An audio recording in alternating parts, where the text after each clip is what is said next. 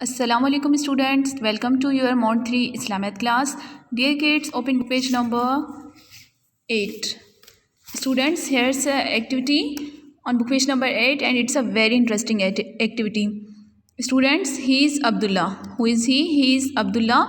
Abdullah wants to go to the mosque to offer prayer. Abdullah को जो है वो मास्क जाना है नमाज़ पढ़ने के लिए, लेकिन यहाँ पर जो है वो बहुत सारे रास्ते हैं.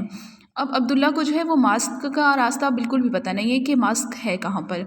अब्दुल्ला को जो है वो हमने हेल्प करनी है वे को फाइंड करने में. अब हम अब्दुल्ला को क्या पता कि मास्क जो है, अब्दुल्ला को पता तो है कि मास्क यहाँ पर है, लेकिन अब्दुल्ला को रास्ता नहीं पता कि कौन सी साइड से जाना है. Let's start our activity. Go down,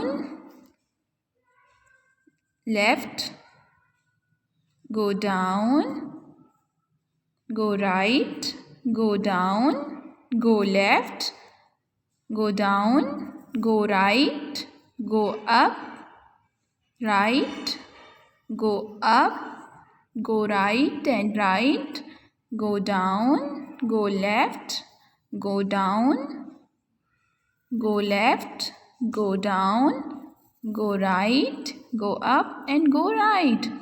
wow, Abdullah को जो है वो मास्क का रास्ता मालूम हो गया है.